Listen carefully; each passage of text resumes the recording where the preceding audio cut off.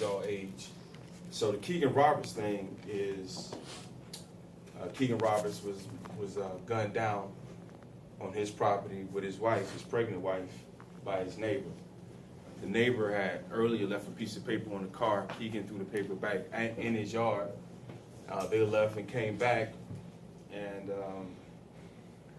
while in the car with his wife, the neighbor came, knocked on the window. We asked him to leave several times. So he stepped out to the car to talk to him, whatever he wanted to do with him, fight, a quick scuffle, and the neighbor shot him. Shot him dead, went across the street, called the police. Has not been arrested since then. Now, this is a thing of patterns that I'm pretty sure a lot of you have seen before, not only in Jacksonville, but around the country. So our job is, if we're called in, or if I'm called in, my thing is to bring it back to life. It had been a minute. It was a bleep in the story. Most of the time, when you see a black male get killed, whether it's by the police or by somebody else, it'll be in the news 6, 10, and then you won't hear about it again unless something else develops. And so our job as activists is to bring it out into the public, right? To get more attention on it. Because if we feel that there's some form of injustice, then we want to bring it out to more eyes, more ears, more sincere people that feel like there's something else that can be done. All right, so that's what's going on with the Keegan Roberts thing. We've done, they did the funeral, and then that following weekend, I was asked to come in, and then we did a rally, just put it back into the press, and then from there we did, what did we do from the rally? We did, well, Did the visual? The visual?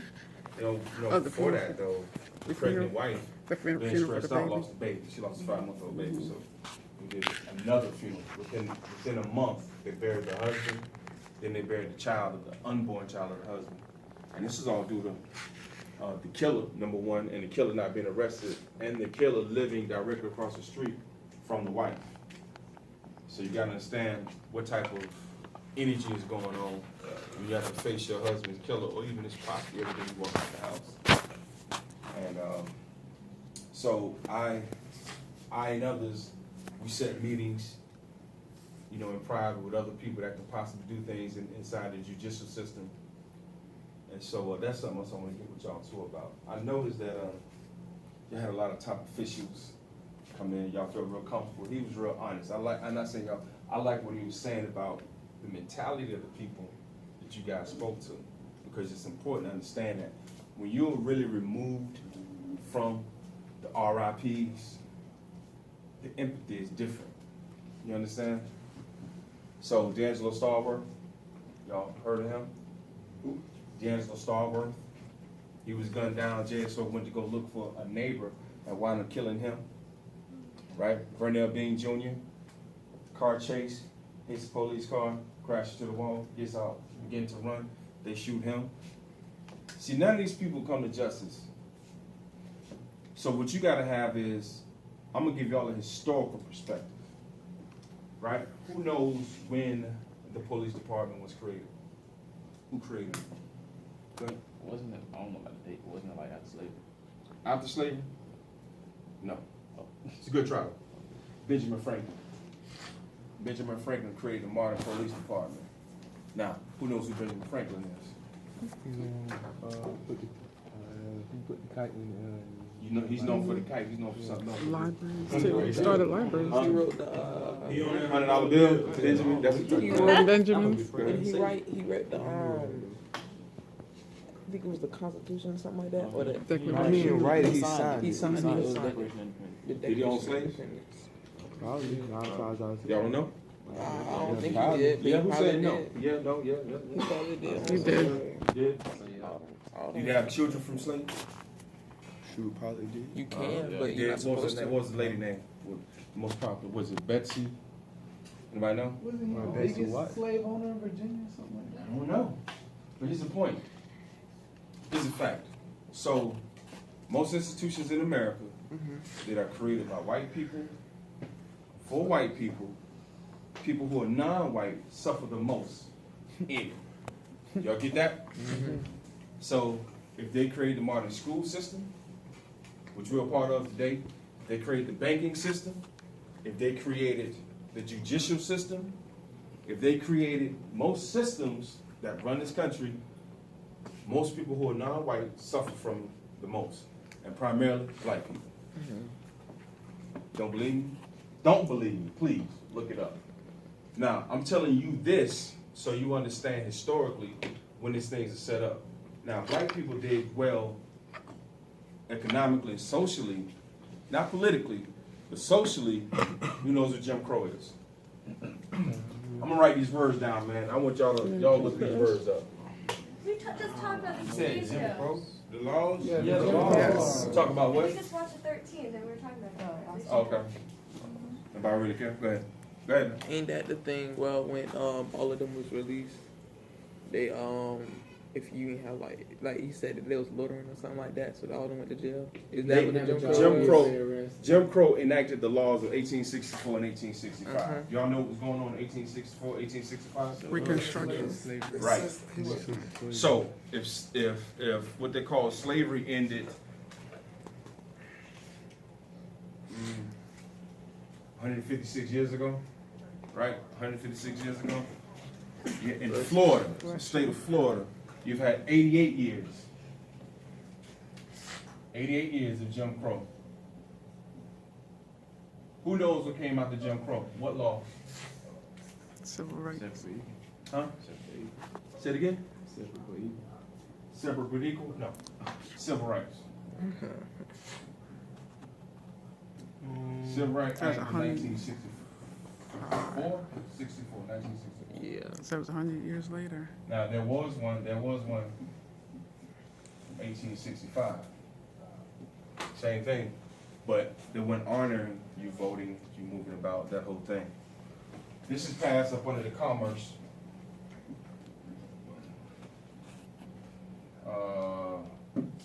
Not acts, but I'm gonna put acts. All right. You know why that's important? We only had 52 years of this. 52 years, 88 years of this, and then you can go back to 400 years of, right? Slavery. So, some people in my community think it's almost ridiculous to keep going to the police and saying this, and some people think it's ridiculous to go to Melissa Nelson and ask for this, or the school board to go for it. I don't think any effort for liberation or justice is ridiculous. You have to try all things and see what works. It's called nipping at the butt. You gotta keep fighting and fighting. Wow, I also do believe by creating your own thing, where you can have your own community separate, not necessarily separate, I ain't gonna say separate, where you have your own community where you can police yourself. Y'all understand that? Mhm. So if you guys are having more issues with the police, because what is it? Out of 127 in the last 2 years, 100 teens were shot. Guess what they look like? And it wasn't by the police. It wasn't necessarily all by the police. Like each That's the other. thing. So when we got a whole bunch of RIPs, y'all think this isn't normal. This way isn't normal, but when you normalize death as if it's something that's normal, you accept it. And then you become mentally conditioned. And then you become assimilated. You know what assimilated is? Assimilated, you lose your own identity. You have no identity, you have no voice because you all grouped together and whatever you assimilated in. So you guys are definitely on the right path. This is a great program. But these are things, if you don't know history, so you can't, I want you to get where you're at, but you gotta go back and always look at the origin of what caused, the root cause of it. You understand? Always look at it. We're gonna fail we're failing in every institution created here. So what do? You can go into the institutions and help influence from the inside out, while on the outside creating things that are equal for you, where you won't have to suffer the disparity. Does that make sense? Mm-hmm. So y'all said a quick other thing. So you got measurable results. Whenever y'all make y'all moves, if you're gonna continue to make your moves in this political realm, make sure that you have measurable results. And this thing goes into your life. Goals and objectives with a time factor on it. Not like, oh, when I hit 80 or sometime down the line, I'll be a multi-millionaire. You gotta have your goals and objectives. You know the difference between a goal and an objective? I'm gonna break it down for you. Yeah. So your goal and your objective. Your your objective is how you're going to achieve your goal. You got it? So who in here wants to drive a foreign car? Anybody? All right, what you want to drive? Who else? What you want to drive? Ferrari. Okay. Now, that's the goal. The objective is how you gonna get it. How can you get it? Spend that cash. Where you gonna get cash, brother? You gonna work for it? Okay, there you go. How you gonna get the bean? Keep working with my job like that and stack up my money. Stack your money, spend And it. look for the expenses of the what you call it, insurance and stuff. Okay. Okay. So one of the key things is the definition of success is not necessarily having a whole bunch of friends, money, cars, and things, but success is simply achieving your goal. So you create achievable goals, and then that's how you move forward. You start with what you got to ride in, then you move on, you move on, you move on, and you get what you want, and making sure you're not in debt because of a car. Because cars, of course, as you know, as soon as you drive them off the lot, they ain't worth anything. So I kind of told you about institutionalized racism. The other thing you guys talked about with policies, you guys have a lot of stats, and so the thing that you must know about stats is, or data is what helps create the policies. And see, you gotta, it's important at your age that they keep hearing y'all perspective and y'all voice. You gotta do it, because I can tell you there's a lot of people at my age, and what we do, they fall off. They be emotional in the beginning when little Pookie and Ray Ray get shot. And then 3 months down the line, you don't hear from them no more. But they want you to continue pushing.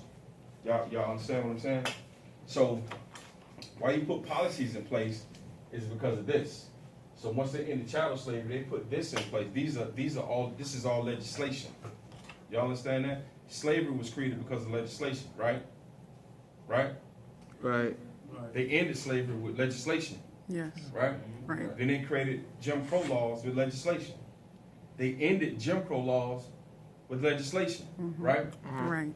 So what do you think we should be focused on in certain areas? Legislation. Right. So y'all in a good place, man. There you go. All right. Thank you. Do you want to speak on some more about the Justice for Keegan and how JCAC became a... Okay. I'm actually gonna use the board as well. Okay, hey again, everybody. My name is Christina. Christina Kittle. Some people call me Kit. So the first thing I wanted to talk about, though, was I also noticed when you were saying the mentality of the representatives that you talk to. That's a huge part of what we do, and it's a huge part of the battle too. So I mentioned before, or no, actually, somebody mentioned about them playing devil's advocate. I think. One thing you just need to understand right off the bat is that Satan does not need a spokesperson typically. So anybody who tries to play devil's advocate, it's really them just feeding their own ego. They just want to hear themselves talk, and they're trying to trip you up. They're counting on you being more emotional because you're the one who's experiencing the oppression. So the important thing is you have to just remember, like, you have to balance your emotion with content. You have to have physical, empirical data to back your stance. Because they're counting on you being emotional, and it's easy to poke holes in just an emotional argument. Not saying you should take emotion out of it. I get very emotional when I talk about this stuff. But I just like to be prepared for those kind of representatives because that's the realm that they play in. So, like, I'll just use a quick example. There is something, actually. So when we're working with statistics, one of the things that we've been rallying against is the proposal to add 100 new officers to JSO and give them a $4.4 million budget to do so when there hasn't been accountability yet. So they came back with a poll.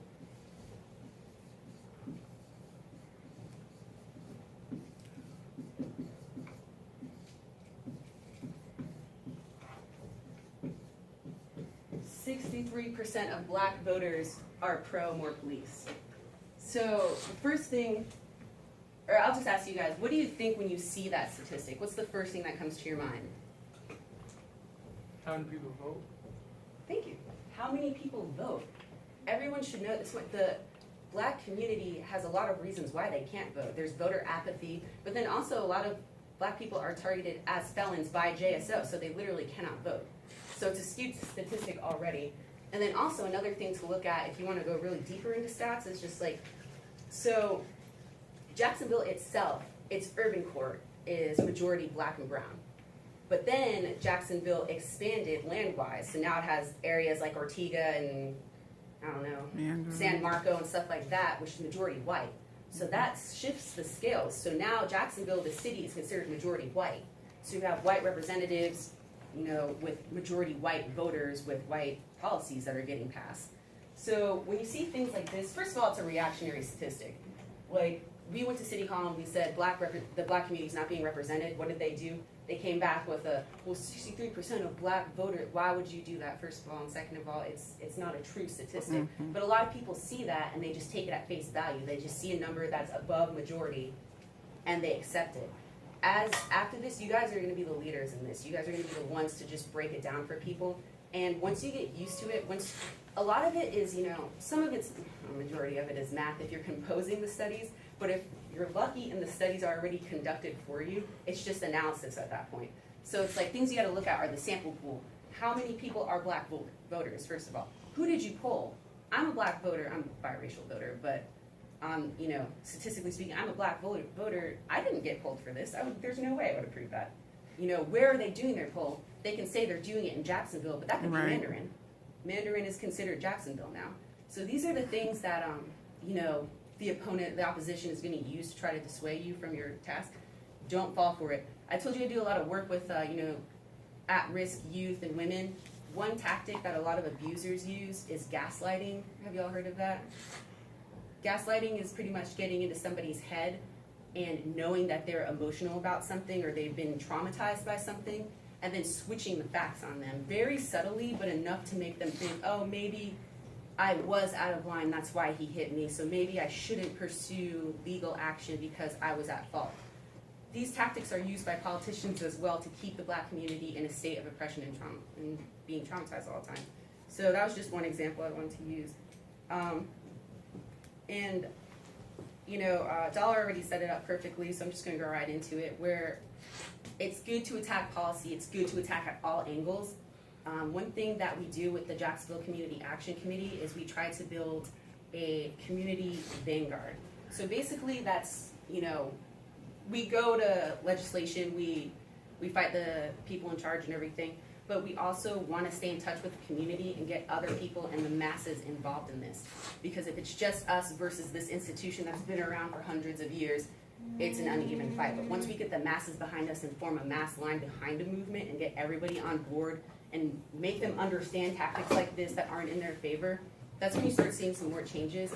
And that's when just your daily life starts being better, just out in your community. So I live in Springfield. I think most of us are from Springfield. And, you know, you mentioned Vernell Bain, D'Angelo Starwolf.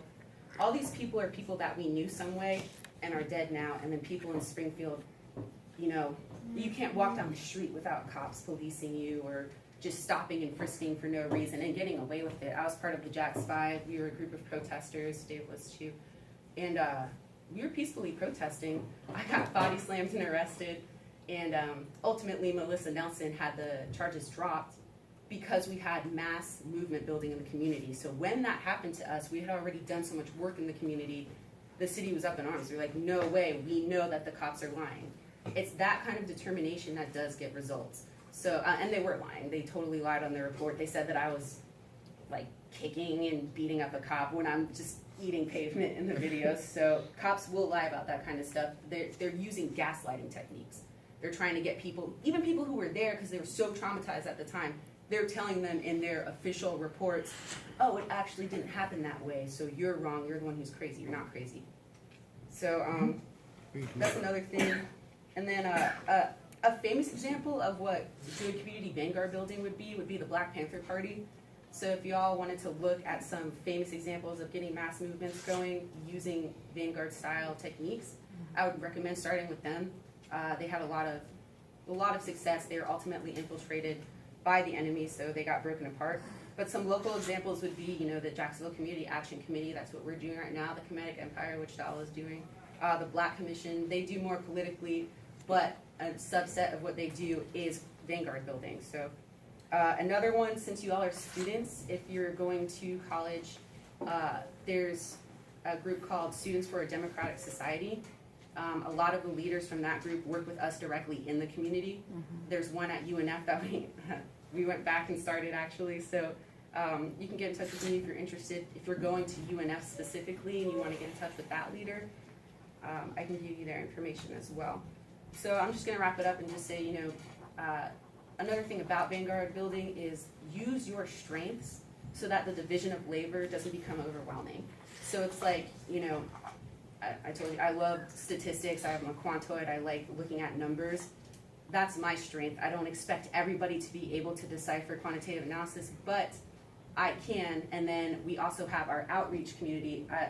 I like talking to people, but I'm not out at events as much. I'm not like a super social butterfly, but we have people in our group who are. That's their strength. They go to events, they go to local shows, and they eat, breathe, and live activism. So when they go out, the data that I decipher can be, turned into something more concise that they can pass out to the community and get more people involved. And then the other team we have is our social media team, because social media is just a huge tool in activism today. So if you're interested in any of this, I'm going to just pass out some flyers, and then you can keep in touch with us.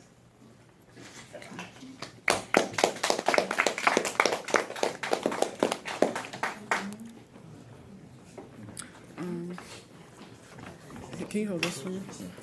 So the next thing we wanted to talk about is how we use how we do community activism. So Sharif is going to talk about how he actually did community activism last year. So this is a story that you might want to really listen to. Okay, so let me first start saying this. I didn't start this in a young woman. She was a sophomore, by the way. She, she was telling my aunt, who was the teacher at the time, she was like, I'm tired of, having this class like half a semester. At what school was that? I'm sorry. Terry Parker, sorry. Okay, Terry Parker. Terry Parker. And, you can't, we have African Americans have a lot of history. You can't fit that into a half a semester course. So that was a problem. So she started the sit-in, and she got a lot of backlash for it. The principal, the teachers, they kind of forced her out of school. She did change schools after the sit-in. And I remember during the sit-in, they had officers in the class, and it was like, we're going to arrest you for trespassing. And she's like, how am I trespassing if I'm not even suspended yet? So that's one way they try to like trip you up. So after the sit-in, and I was talking to my aunt, I was like, VD said he would try to make a year long for all the schools. He only did that at Terry Parker, and it's only for one period. So there's 3 periods of the in total of the class, and only one of them is year long, and the others a half semester. That doesn't make any sense. And then you said you were going to do it across all Duval County, in which he did. So I started a petition and wanted to make the course mandatory for students to take, because when you learn that history, you get a sense of yourself, and not only that, it there's statistics out there that just show what they do, like what Black studies their impact on students. So I started the petition, went to Tallahassee and spoke to a representative, and she was like, after that's my first meeting with one of them, she was like, yeah, I'm down. Let's make a bill about it. But that kind of that's another whole other long story. But Empty promises. so once I got 2,000, right now the petition has 2,000 signatures, and I go to the school board meeting to talk about it more, because obviously they have that power to do that. And we talked about it a little bit more, but legislation, that's really important. You have to keep on talking to these people. You got to aggravate them. First of all, you got to aggravate them, because they will try to brush you off to the side and not pay attention to you. And so that's really something that's important. Anything you have a problem with, you should never be afraid to speak up about it. Advocacy is something really important, and it shows, how do I say it? It's really important, and obviously stuff gets done when the community or whoever gets together and they talk about these issues. So, you know, like I said, the students were sophomores, and I don't know, everyone's great in here, but you know, that's really, really young. That's like, when I was a sophomore, my thought process was, and you know, specifically for that course, I was like, I don't want to take that course, that sounds boring. And then when I got into class, I learned so much. Like, I didn't even know there were blacks in the Revolutionary War and in the Civil War, and you know, learned a lot about the police and you know where they originally come from and stuff like that. Just this year, I learned about the 13th Amendment and what it fully states. I thought the 13th Amendment was just abolishment of slavery, but when you read it, it says something about involuntary. Involuntary servitude. Yeah. So, and Voluntary. I think she said when y'all talked about in the 13th movie, that's like the new Jim Crow. That's slavery 2.0. Yeah. The prison system. So, no matter what you think, and obviously y'all been around a lot, making moves.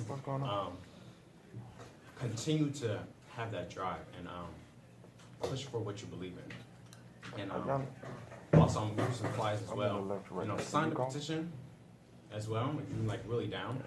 If I'm not mistaken, I remember I called over the summer. I think it was Robert E. Lee, but you know, they don't have the course. In a lot of predominantly black schools in Duval County, you don't have the course, which doesn't make sense. Like Rains or Rain don't have the course, and it's like that's all black, and you teaching them history that you know they can't relate to. So I'm gonna give you some flyers. Just sign a petition, share it, if you're down. Thank you. We have the course here for a semester, but I know like since this class started when they were sophomores, when they were seniors, I've tried to get them all enrolled in it. Like this is the third year trying, and it's it's not really happened. Like Chris, for example. Chris, you've been trying to get into it since sophomore year. You were begging me. Freshman year. I took it and it was nothing but just watch a video on the computer and take a test. Really? I don't remember. It's not. Who you had? I took that last year, remember? With who? Who you had? I had Miss Westmore. Oh, that's why. You had Mr. Billiard. No, I didn't. You know, Miss Billiard get deep into it, real deep into it. That's a part too that you have to dig into whenever you do a movement is not surrendering the movement over to the people in power still, is staying with, like, that's a huge thing people consider wins, is just it's being passed into legislation, but then, and like the movement dies out, and then you have situations like this where it's like, okay, technically on paper we won, but it's not benefiting the way that we wanted to. So that's a really good point to bring up too. So who here is an activist? All of us. Who? Raise your hand. I want to see hands. Who here is an activist? Yep. The sisters, you're not activists, ladies? No? Okay. Yeah. Okay, good. You about to All go right, up? so tell me what are you guys activists for? City. For your city? Basically, just put the message out, try to put the message out throughout the world. But right now, we focusing on our city right now. Okay. So what specifically are you focusing on? Juvenile justice. Juvenile justice. You. Okay. It's Okay, yes. We are activists for the African American young male in this society, coming up with the stuff like that you already got to deal with on your back at home, like not being able to eat. Parents got felonies. You probably only got one parent if you're blessed to have that. And also trying to go to school and also trying to do the right thing with all the stuff on your back. Police relations. So that's how you're an activist? No, that's the activist. That's who I'm an activist for. Okay. So that's who you are supporting. Why are you an activist? Because Stuff. So, like, we try to stand up for it. Let adults know that what you go through. We know how it can mess up someone our age's mind. For example, give me an example. Like if you witness your brother get shot, like we know that can mess your whole mindset up and lead you down a path that leads you into prison and then leads you into even worse things. Anybody else? What? Yes. We want better possibilities. Yes. It's like, it's another generation coming up after us, so we just want to like make the changes and make the city better, so it's better for them, so they ain't got to go out like how we did. Okay. Anybody else? Ladies? Come on, sisters. Come on. Oh, now.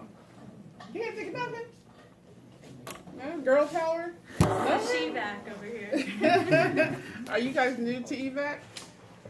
No, they've been here for a while? Okay. So I'm going to tell you, you guys all had great answers about why you want to be activists. And I'm going to be honest with you. We came here to encourage you to be activists, but you're already activists. We don't need to encourage you to do anything. However, what we wanted to show you is that, like when Sharif came, he started doing activism in school. And he influenced us to help him because, as older folks, because we knew that he had something that was really important. We do need to learn our history. Everybody, all cultures need to learn their cultural history. It's not just specifically Black history. But the problem is that when you live in a community, in a society that is pretty much predominantly run by white folks, we're learning what they think that we should learn. So that's where our activism comes when you're talking about Black history. That's how, I believe that's what drove Sharif. What drives me as an activist, I was telling you some man here, I'm sorry, I forgot your name already, I'm not good with names. Chris. Chris. Yes. He asked me, what brought me to do this work? And I said, you know, I think I've been doing activism since I was 7 years old. I've had friends that have gotten in trouble, and you know, with somebody that they were being bullied, and I'm the one that sticks up for the kid that's being bullied. Has anybody stuck up for friends who've been bullied before? Anybody? Yeah. Huh? Okay, there you go. Okay, so you're an activist because you're looking at something that's not right and you're speaking on it. Not really caring what's going to come back at you, but you're going to speak on that, right? So I started at 7. I had a friend by a teenager that went to a different school. When she would get off the bus, she was from England. She had blue hair, Caucasian, English girl. She got off the bus, she had blue hair, and the kids would make fun of her. I went to a different school. My bus came first. I got off. She would get off behind me. I didn't know her. I know her name was Jackie. That's all I remember. And I know that because my oldest daughter's name is Jackie. I didn't name her after her, but they just had similar names. She got off the bus, and these girls that were my neighbors would mess with her. And technically, I could have just kept walking, right? Go home. I'm not really worried about it. It's her problem, right? But something about that, it just, my heart was saying like, that's not right. So I, being big, and I was the only Black kid in the community. So I stepped like, yo, what's up? I went to Catholic school. I had the little cute little the skirt and everything with the socks pushed down. And I'm trying to be all big and bad. I told these girls, stop. That's not cool. I became friends with the girl from England. Unfortunately, she didn't stay too long in our community. But I used to go to her house. She came to my house. We became friends out of that. But I felt good. I didn't have a problem with the girls that were teasing her. But I just knew it wasn't right, and they knew not to mess with me.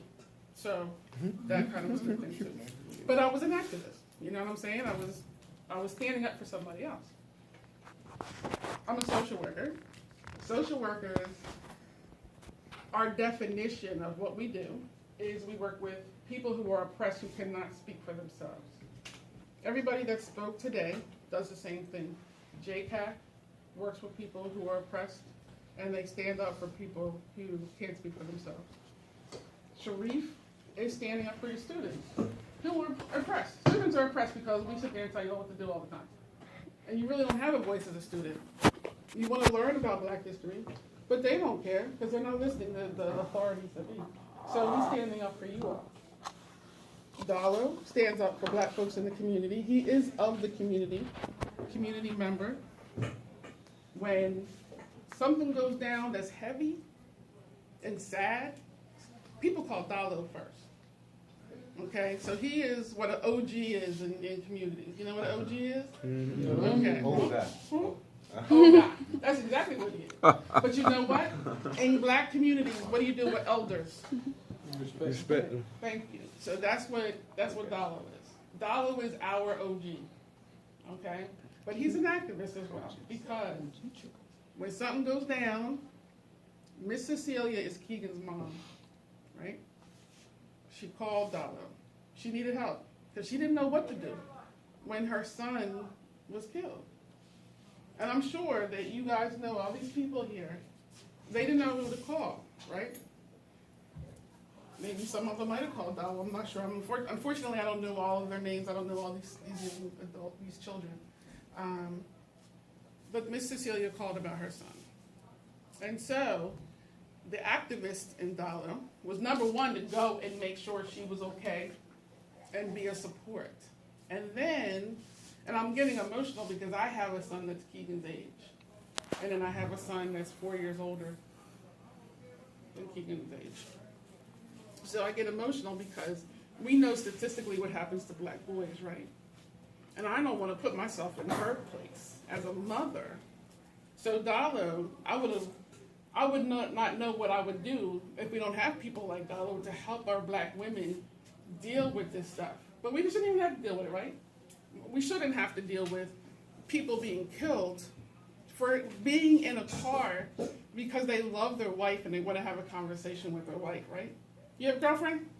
You look like you don't have a girlfriend? Okay, he's focused. I love it. Who has a girlfriend up in here? Be honest, there you go. And you like to spend time with her, right? So you're sitting on your front yard, chilling, right? Telling her, saying all the stuff y'all do. And then somebody across the street comes to shoot you? Is that appropriate? Because you love somebody? That'll make sense, right? Okay, so that's what happened with Keegan. That's why they shot him? No, they shot him because he was spending time in the car and the guy was being a bully. I'm minimizing it because he's worse than a bully, but because you're young, I can't say what I want to say. But that's exactly what happened, brother. He was in the car having a conversation. Just because he was there? He was there with his wife, chilling. What he has the right to do. We have the right, number one, to stand on any part of this earth that we want to. There shouldn't be a law that tells us where we can stand, I'm going to be honest with you.